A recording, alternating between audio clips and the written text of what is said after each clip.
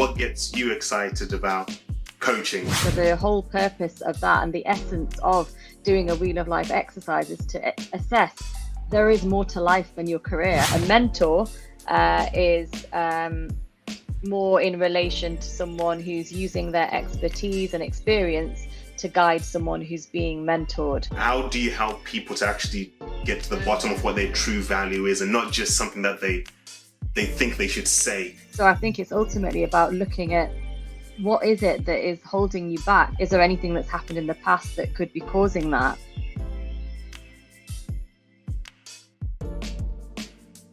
Okay, so welcome guys to another episode where we talk with interesting individuals about dentistry, business, and how you can get to the place you want to be with your future. And we've got a special guest who will actually help us with that.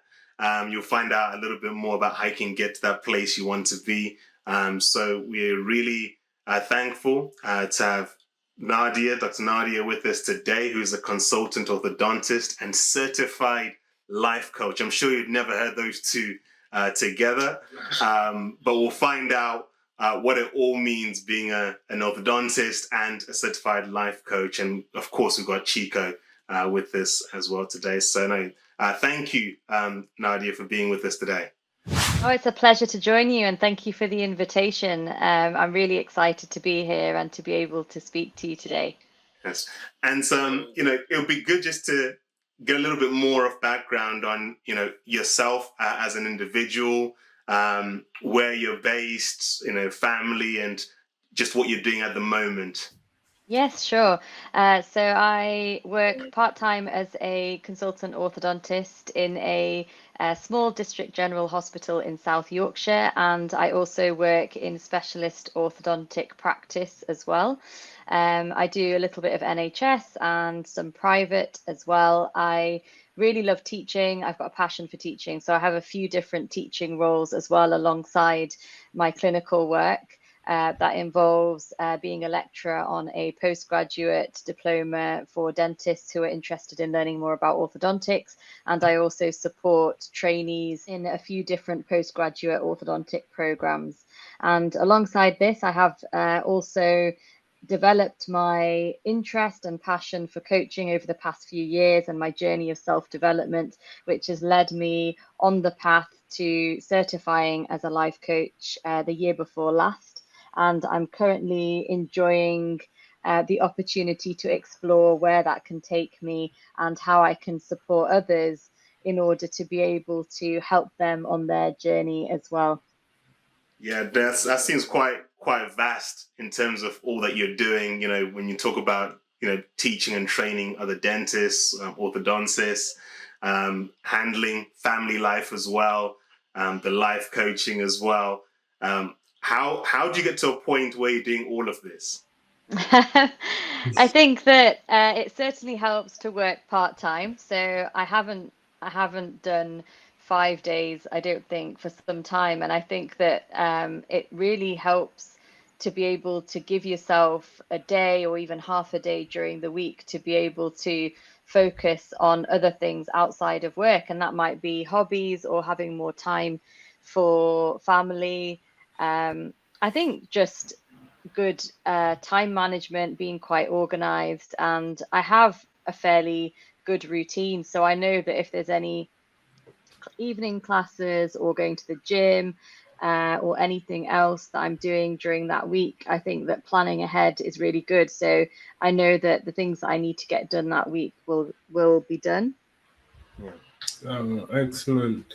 Yeah. And where did the motivation to do something outside of dentistry come from? In terms of the coaching, I developed an interest in various kinds of topics around self-development. It's been quite a buzzword over the past few years, but I think it's been around a very long time. I mean, if we look at the big names like Tony Robbins, which I'll be very excited to speak about with you at some point during the chat today, having just returned from the UPW event in Birmingham in June, which was phenomenal. People like him have been around for decades and coached some celebrities and sports personalities. So the element of coaching dates back for a very, very long time.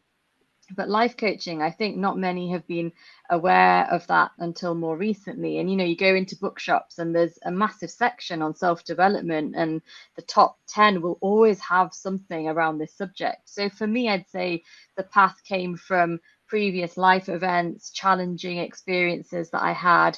And then I just started listening to some podcasts and got into reading some books around it.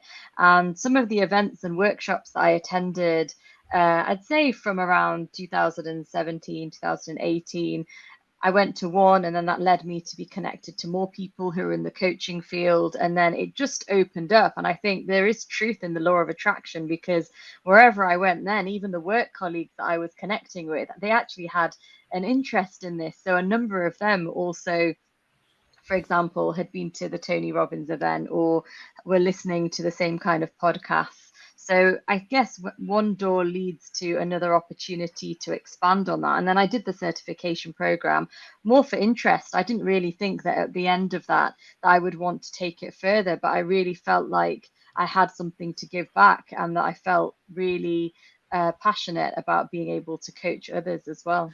One thing that stuck out to me, I was reading your article that you did for dentistry, and you're talking about the different areas that you cover as a life coach. You're talking about career, relationships, health, finance, friends, recreation, hobbies, and that's very broad. But when you look at your career as an orthodontist, that's very niched down into something very particular.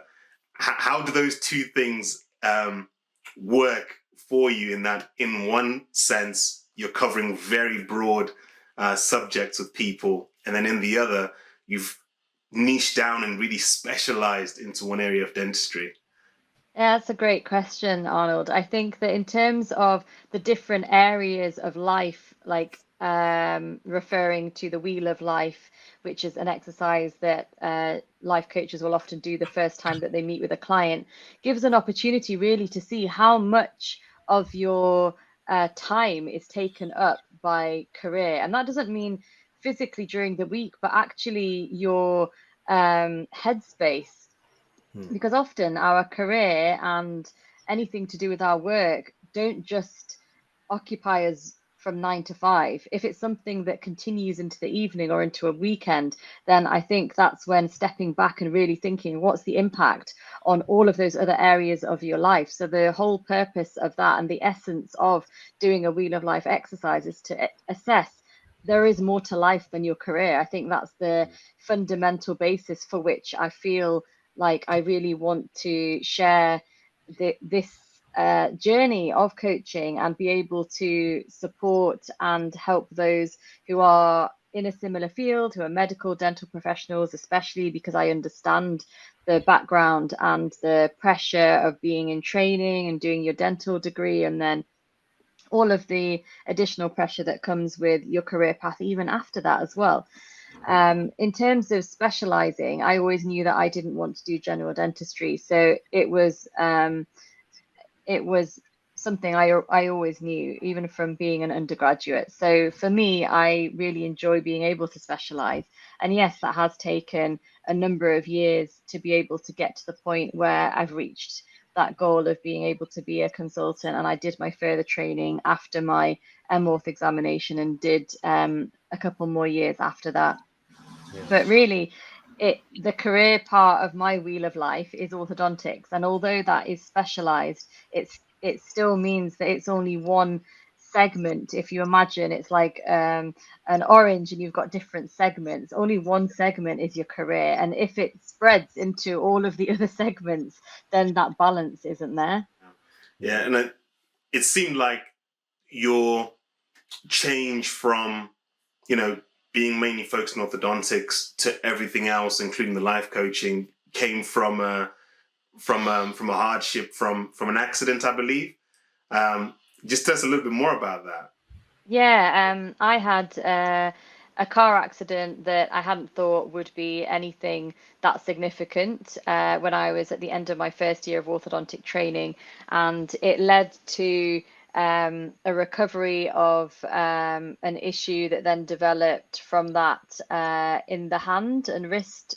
So it took a little while to recover, and that really it was quite a setback, I'd say, mentally and physically. So being able to watch your peers move on in their next year of their training and another year after that. So I watched 2 year groups move ahead before I regained my before I restarted my training essentially and regained that full function, and thank God made a full recovery. But it just took quite a bit of time.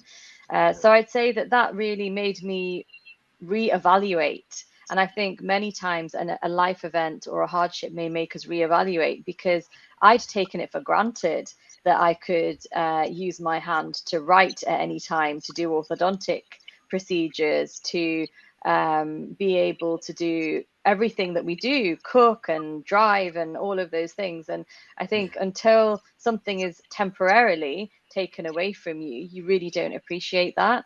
And in that year, I had to think, if I'm not able to return to dentistry, what am I going to do?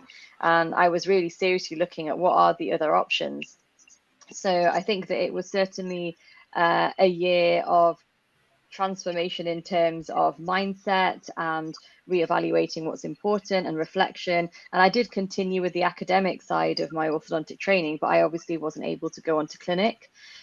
So at the end of that year, because I'd taken a year out of treating those patients, unfortunately, I was then informed that I couldn't go back into the point at which I'd left, but actually I'd need to go back to the beginning of first year as well. So I'd say mentally, that is something quite significant to take on, that you are then having to not only overcome something that has been, it's fear really. I mean, it was quite a scare.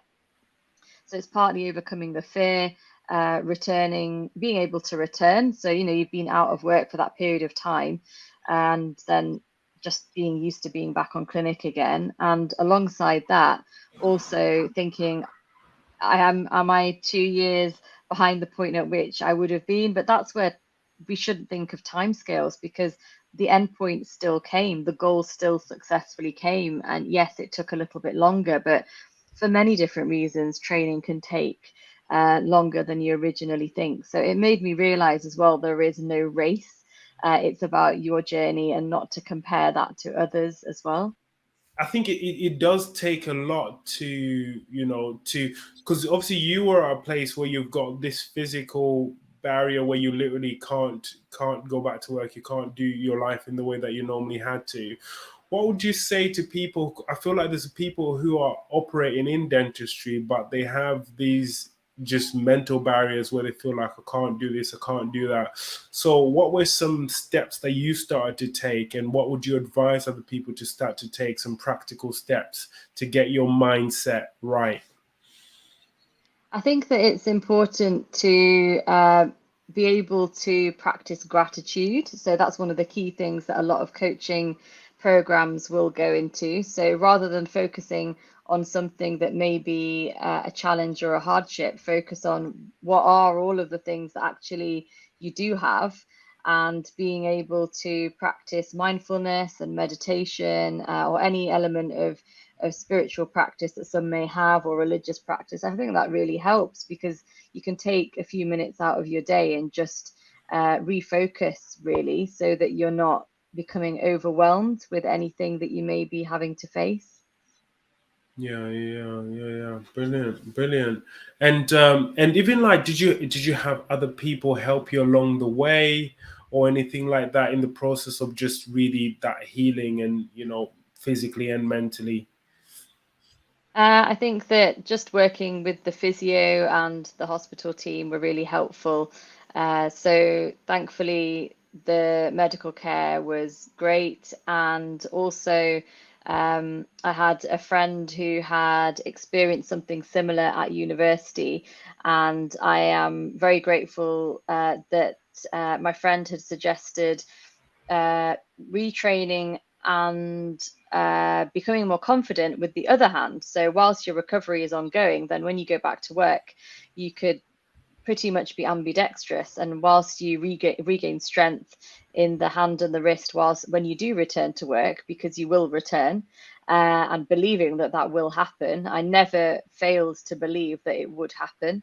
I knew I was going back. It's just it was a matter of being patient as to when I was going back to clinical work. So I did. I used handwriting books for those who are at school. So like school handwriting books. And that's what my friend suggested, because that's what they'd done when they retrained themselves to be left-handed and practice writing. And it's not easy, but I did develop the ability to use my left hand more. So when I returned to work, not only did I not have to worry that my right hand might need a little bit of time to regain strength because I hadn't been using it for a period of time, but also I could switch to my left hand. And I'm still to some degree ambidextrous when I'm doing my clinical work, and I don't even realize I'm doing it. So if I'm working on the right side, I'm using my right hand, and if I'm working on the left side, I'm using my left hand, and I haven't even noticed that I'm still doing that. So it really helps, because no one knows at any point of life when there may be something that you may be hit with. And I think that's why it's really important to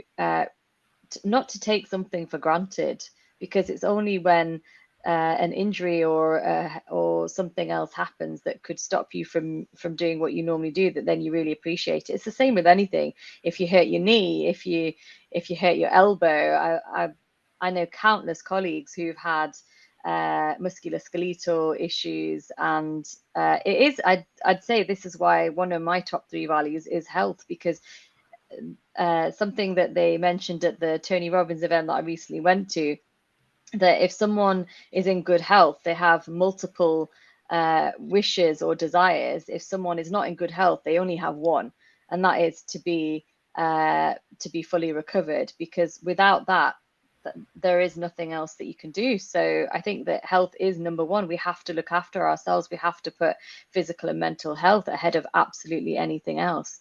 And if we do that, then if there is anything that arises along the way, because it's likely at some point everyone will face something, then you're better prepared for it. Your recovery will be faster. I'd always been very active in the gym. I'd always been swimming. I played tennis.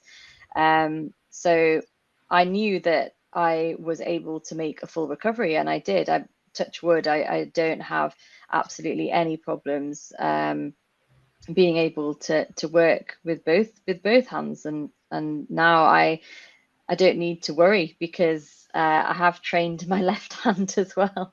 I'm actually quite interested in knowing what leads somebody, in your experience, what leads somebody to come seek out a life coach. So, if someone's got toothache, they'll then go see their dentist. But we all know it's better to be routinely seen before things get to an emergency. If I know you're in a car crash, you're calling, RAC or somebody to come and help you to, take away the car, and you've got different people that you will call for different situations. So at what point does somebody then think to seek out a life coach? How does that usually happen in your experience? I think it definitely has a connection with the time of life somebody may be in.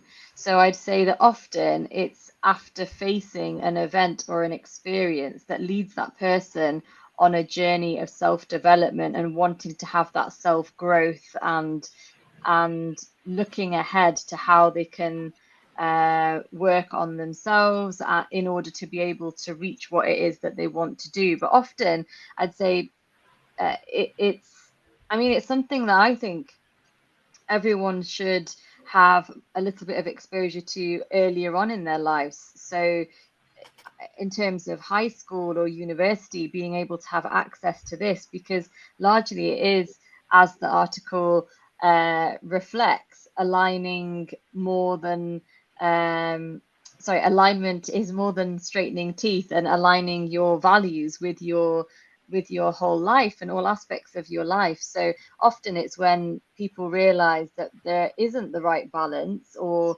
they are stuck somewhere. Why is it that they're not able to get to a certain goal, or a certain area of their life is not developing in the way that they want to, and they want to conquer invisible barriers that are there and self-limiting beliefs. So some of these are the reasons that I think, in my experience, those that I know have been on that journey. But I would certainly say there is merit in earlier on in life, even as young as high school, being able to be introduced to some of the basic concepts and thinking, well, what are my values? Because that's the stage at which we're choosing our career. So if, for example, A-level students were introduced to the idea of identifying their top 3 values and just understanding what that meant, it could mean that they're really focusing on the right decision for their career path, that they're not doing it because someone else has told them to do it, or because their family wants them to pursue a certain career, but actually they discover, well, my value is creativity. I want to go and pursue a field that does that, rather than my family wants me to follow a certain profession and be a doctor or a lawyer. And further down the line, will they really be fulfilled being a doctor and a lawyer if they had a creative side and they wanted to pursue something in that field? So I think even as early as that stage could be beneficial. Yeah. And one thing I was going to ask you as well, Nadia, is I speak to a few dentists who maybe they want to, because obviously marketing is what I do, they want to get more Invisalign cases, and they want to do more of, whatever other treatment they want to do, and they want to do a bit more on social media. They want to do this. And a lot of the time I'll speak to people and they'll say to me, I can't do this because of this. I don't know how to do this and that. But a lot of the time when I really drill down, I found that the issues are much deeper than just the practical, technical ability to do social media, to do this, and the other. And confidence is a word that comes up a few times. So how would you speak to those people who are thinking, I want to do more marketing, I want to, in fact, not even just more marketing, I want to be able to talk to my patients about the treatments that I offer, but I'm struggling a bit. How do you start to help those people? I think ultimately confidence is on a number of different levels, and there's layers. So we often think confidence is just what's on the outside, the way somebody speaks to others, the way their persona is, how they present themselves, etc. But it's not on the outer level. It's actually on a much deeper level.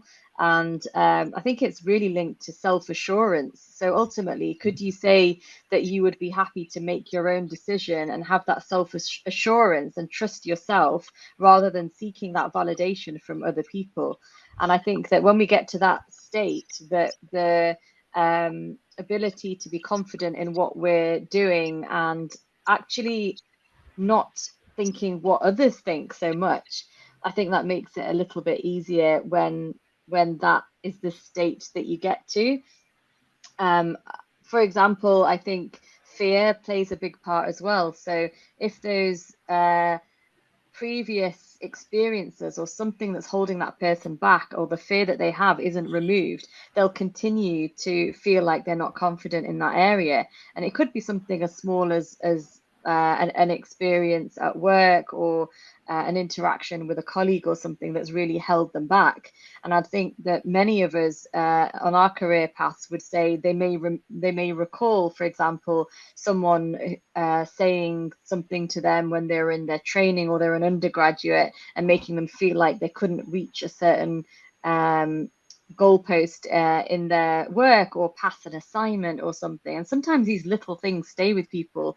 And I always see fear as like weeding a garden. So if you just take it out from the top, the root is still there. If you don't remove those roots that are there, it will just keep coming back. So I think it's ultimately about looking at what is it that is holding you back from feeling confident on social media, or doing a video, or talking to your patients? Is there anything that's happened in the past that could be causing that? Or is it just a case of simply being able to be more confident in public speaking, for example? And then there's various courses you could go to. I'd say that's a more straightforward thing to overcome. It's all of the other things that I've mentioned, which are often the case, that it's a little bit more work on yourself and more self-development, and overcome those self-limiting beliefs as well.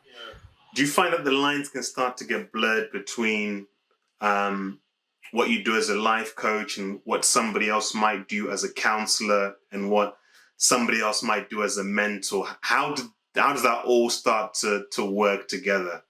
That's a great question, Arnold. So a counselor or a therapist that the NHS services actually support in a number of areas, I think really help those often look back at experiences that they need to work through, whereas a life coach is really looking ahead. And that's the simplest way that I think, from my understanding, the differences are. So a life coach, although they'll work with you through things that may be holding you back and looking at self-limiting beliefs, really it's all about what are you trying to achieve, how are you going to do that, what's the gap between where you are now and where you want to be, and how you can identify what growth is needed and remove those barriers. So the simplest way for me is that a counselor or therapist is working through things in the past, and a coach is working towards what is in the future. But of course, if that involves having to unpick what may be holding you back, then that's also through the process of coaching something that can be done. A mentor is more in relation to someone who's using their expertise and experience to guide someone who's being mentored. So big difference between mentoring and coaching.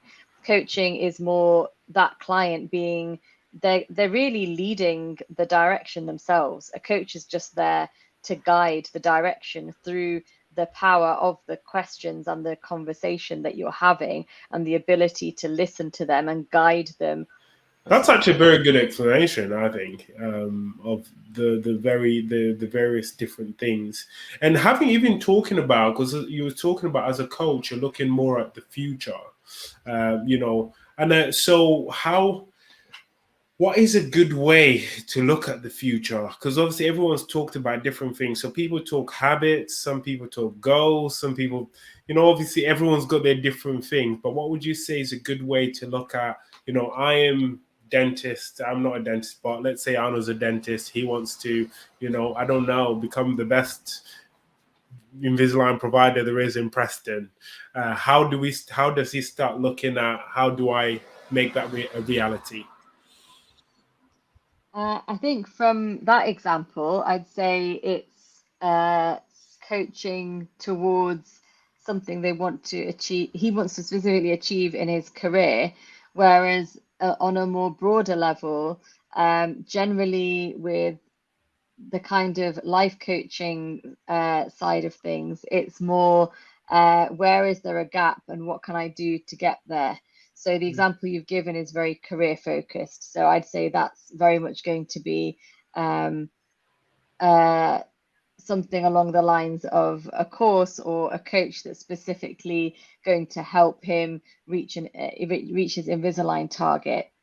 Less so something to do with different areas of his life. Okay, I'll give an example then if I think about a real one. How about if I said that one of my goals is to get to a point where I'm spending more time volunteering with the youth in my local church instead of working as a dentist for most of my time during the week? So in that example, I'd say that really it comes back to looking at the overall picture. So evaluating each of the areas of your life and scoring it. And that's how the Wheel of Life works. So score each area. And if you had activities or hobbies as one section, imagine the volunteering as part of that section of your life. Then if that's a low score and you want it to get higher, you need to think, well, where is it that I could create that space within my whole life and my balance of work and family, etc., to be able to make the space for that. So that would involve a conversation and a coaching session around what is it that is maybe dominating that wheel. So if you said career is 5 flowing onto a sixth day of the week, then inevitably there's no time to be able to do that volunteering that you want to do. So something has to be balanced in order for you to be able to do that. So I'd say essentially it would be looking at all areas and then where that balance is and how you can reach that and what it is you want to do, and looking deeper. Why do you want to do that? What is the reason behind it? And it's only when you look at the why that you'll really make something happen. And I think that's a really powerful part of coaching, that you really want to dig deeper with your client. Why is it that they want that? And if they really give those reasons, then they will make it happen. Yeah, that's really good. I used to, there was a consultant orthodontist actually, who was running a course. It wasn't quite a diploma, but it was like a 2-year course. And one of the statements that stuck with me is he said that orthodontics is like a marriage. Once you start treating a patient, you're going to be seeing them for a very long time.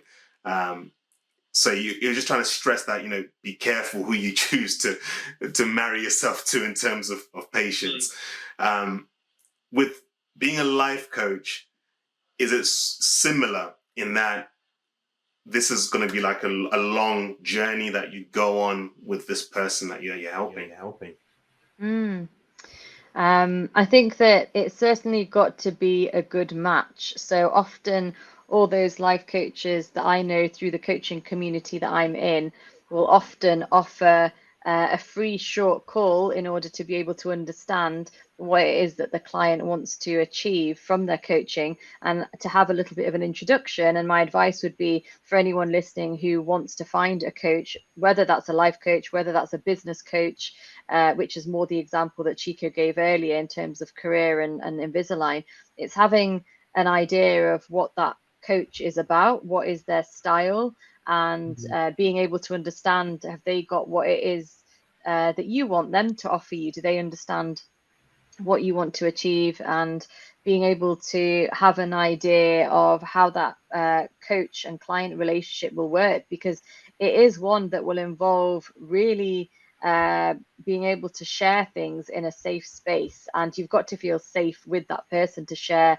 those things with, because if you don't feel you can do that, which comes with time, it's not going to be on the first or second session, then that's where you will get the maximum benefit. And I think that through our coaching program, where we would coach one another throughout the course of the program, by the end, we knew so much about each other on a very deep level.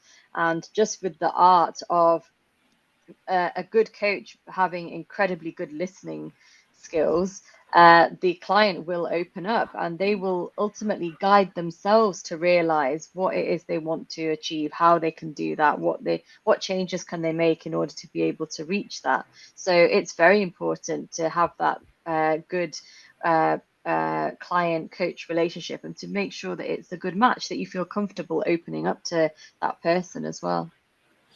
Yeah, this is going to be a bit of a tricky question and a very, very general question, but how or why does coaching fit into dentistry? In terms of any specific type of coaching? So why do dentists need a coach? What are some of the big things that you've seen specifically in dentistry that which makes coaching basically required?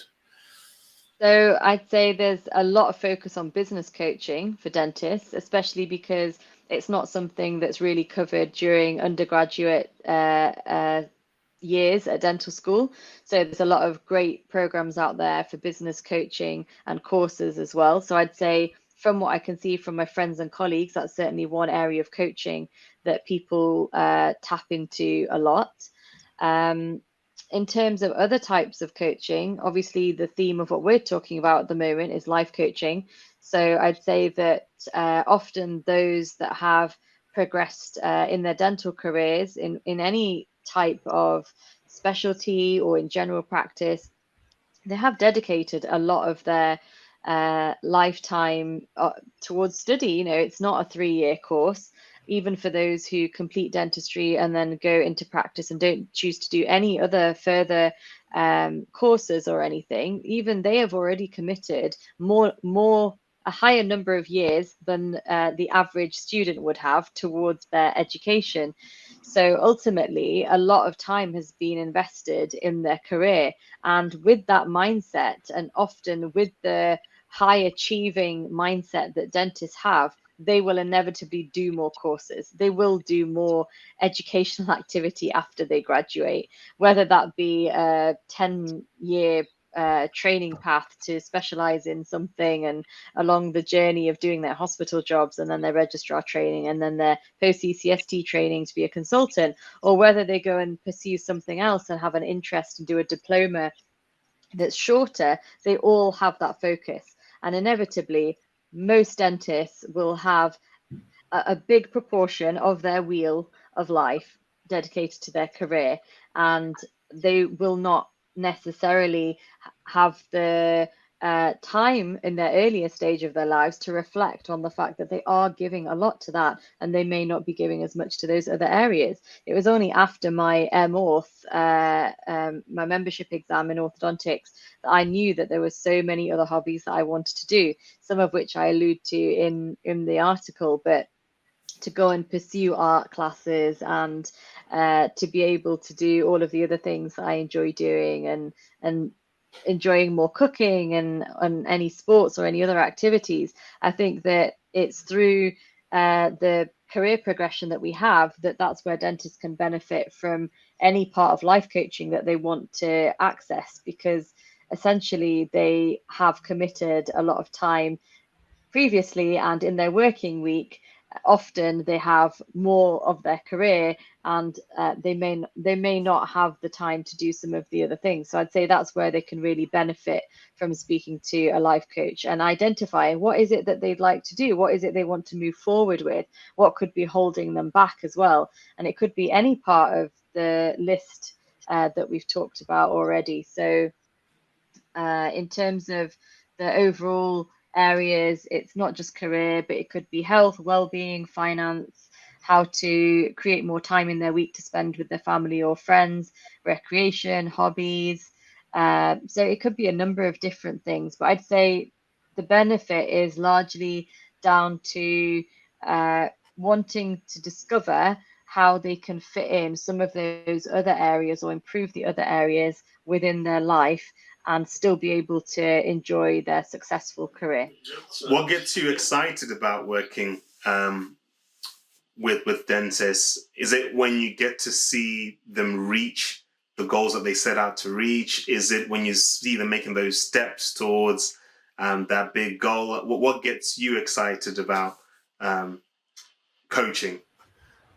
So those that I have done some coaching with haven't necessarily all been with dentists. This is an early stage of me exploring how I can be able to develop my coaching with dentists and medical professionals, because I think, being one myself, I think I can relate to that and the possible burnout that they have and the amount of time they spend in their careers. So largely those I've worked with so far have not all been dentists, but the excitement I have with any kind of coaching is really seeing a light bulb moment when you have the opportunity to work with someone over, it doesn't necessarily take weeks or even months, but even over 2 or 3 sessions within our coaching program. When we worked with one another, it was amazing to see what it was someone wanted to focus on and what it was that was holding them back. And often it was linked to like I describe in the article, invisible barriers. So through the conversation that you're having with someone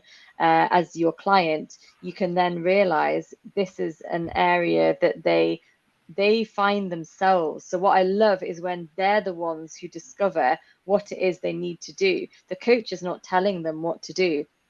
The coach is guiding them to realize through a series of questions and the conversation what it is that could be holding them back from doing that. So that's my favorite part. What I love is that once they've set that intention, is seeing how they navigate their own path to reach that with the support of a coach.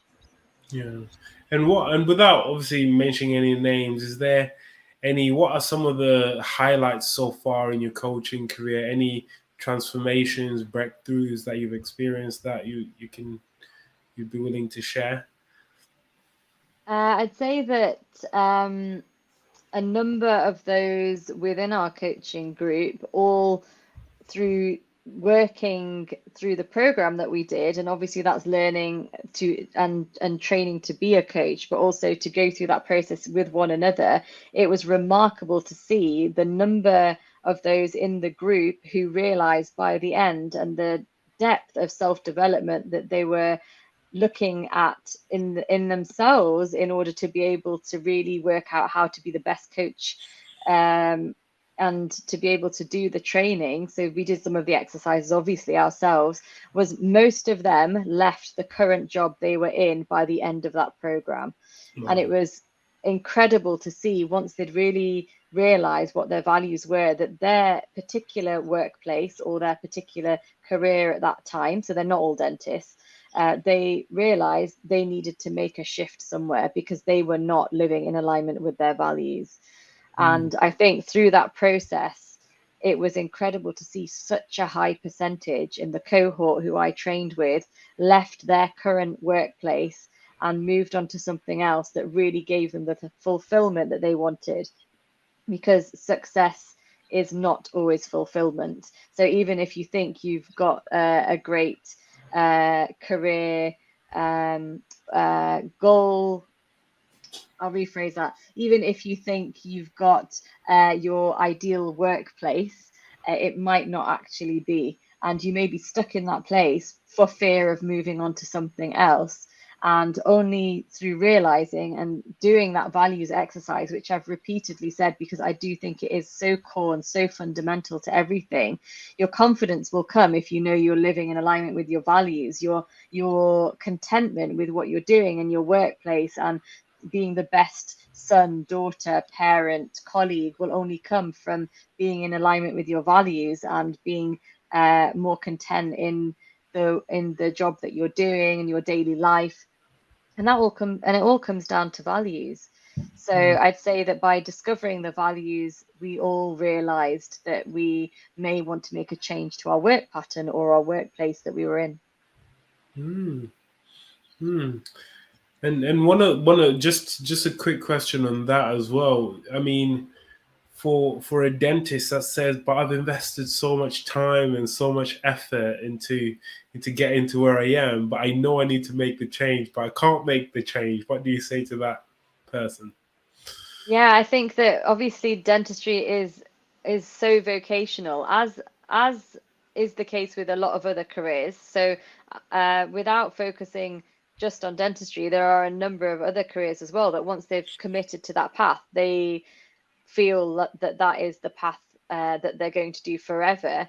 But I know that when we spoke on the other podcast we did, Chico, we talked about not necessarily leaving your dentistry, your role within dentistry, whatever that may be. So we're talking the bigger picture here, whether that's other professionals within dentistry, you know, a therapist or a hygienist or a dentist. It's about discovering, is there something else you want to add to your work life, or is there a change you want to make in the place that you're working in? It could be something as simple as, this particular practice or role that I'm in isn't serving me, because if my values are health and fitness and family, but I don't have time to go home and cook properly and look after my diet and go to the gym or see my family, then that role is not living in alignment with your values 100%. Because once you realize that, then you'll realize that that particular place isn't for you. So it doesn't necessarily mean leaving your role within dentistry, but it might be adding in something else that you're passionate about, or changing the place that you work to fit around what it is that you want to achieve. And so, for example, Arnold wants to do more volunteering. It might be that he changes his work pattern and reduces the number of days he's doing, or he changes the place he works in because he might commute 2 hours a day. And that means he will never make it back for the volunteering that needs to happen on that evening. So it's about making the small changes and realizing what it is you need to change. So it's not necessarily leaving your role as a dentist or your role within dentistry, but rather making changes in order to be able to fit into your life what are the other areas that you're trying to achieve. Do you find that sometimes there's a disconnect though? So, for example, I'm saying that I want to spend more time volunteering and working with youth, but I'm picking up extra days at work. I'm working 6 days, 7 days, 8 days. I'm finding an extra day in the week to work. Does it get to a point where maybe you're saying that's your value, but it's actually not your value? How do you help people to actually get to the bottom of what their true value is, and not just something that they think they should say is their value? Yeah, I think that there's a lot of conditioning and from our childhood or what society expects you to think your values should be, and that might not actually be what's important to you. So the process we take a client through as life coaches, if we're doing this, is present the client with like a long list. So there's lots of lists that you can access that will say, you know, what are 20 or 30 most common values, and then they'll go through that list and they'll narrow it down. So I'd probably say to someone, pick 10 to begin with, because it's very difficult to go from a big list to choosing 3, and we really want to get down to 3. And then from those 10, then narrow it down further. And then they'll say, but I just I can't get it down from 6. So I'd say, okay, for example, if it was faith, family, and fitness. Let's say they're the 3 values off the top of my head. I'd say if you didn't have one of those, then what order would you put them in? So for example, if you said my faith and fitness were important to me, and I can't decide which of the 2 is my top value, then I'd say, well, if someone took your faith away from you, then would fitness come higher, or would it be the other way around? So it's about saying, if you could have one or the other, which would you pick? That's the easiest way to explain that. So if you had 5 values, and then you go through that list and say, well, I want you to have 3, which one would you pick over the other? So would you rather have your faith or fitness? And then that's how they'd narrow it down further. Do you pick a value and become it, or do you live out value? If that makes sense, the chicken or the egg. I think that it's really, in essence, a simpler way to put it than what I just described is, what are the 3 most important things to you? Let's say you had to give 3 pieces of advice to any dentist that was in a place where they're like, you know what, I just really want to get sorted and, you know, and live out my best life, as they would say. You know, what are some like 3 top tips you would give to them? So living out your best life, I'd say certainly identify what your values are. What is your vision? So what would you like your life to look like in 10 years? Or turn it around. If your life in 10 years looked like what it does now, what regrets would you have? Because if you don't make a change, you could be living like this in 10 years. So are you quite happy in that job, in the place that you live, in the lifestyle that you have, if it stayed the same in 10 years? And more often than not, we want a change in some way. So what are you going to do to make that change? What is your vision, and what are you going to look at in order to be able to reach that? And then I'd say the third one would be overcome self-doubt and what it is that could be holding you back from making those changes. So you've identified what your values are, you've identified what your vision is and what you'd want to change if you don't want your life to be exactly the same as it is right now. And then understand what is it that could be holding you back from making those changes in those 10 years. What do you want to achieve in that time? Because self-doubt kills more dreams than rejection and failure. Hmm. Hmm. Oh, right. On because I think we might as well. We probably need to just wrap it up anyway. We've kept you long enough, and I'll just to wrap it all up. What are you currently doing, Nadia? Tell us a bit about what you're currently doing. How can you help dentists or anyone that may be listening to this podcast? How can they find you? Yeah, sure. So I'm currently really excited about the monthly column that I'm going to be doing for the Dentistry Online magazine. The first article is the one that we touched on this call today. So that was more of an introduction to life coaching, and there will be a series of articles each month covering a different topic, and that will be over the next year. There are also other collaborations that I'm currently making in terms of writing material for other.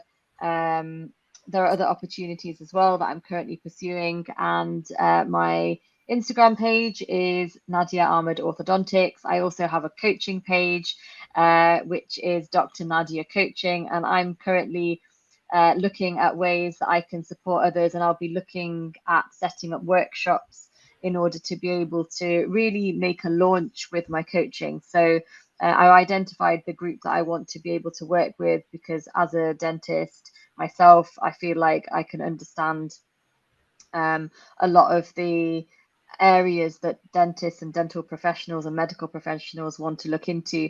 So the current plan is to really make a start with the articles and the column, and then look towards how I can set up workshops. They may be a combination of virtual and also face to face, and to be able to bring in a number of those who I've worked with as well in terms of the coaching community that I'm with, so that we can all bring together different skill set and be able to offer a great opportunity for dentists to have dental professionals, medical professionals, have the opportunity to understand more about what life coaching can offer them. And of course, do drop me a line for those who wish to explore the opportunity to work on a one-to-one basis, because I'd be very excited to be able to see that transformation in those that I work with, as I have with those that I've seen that I have coached previously, especially young dentists and those who are at an early stage of their career.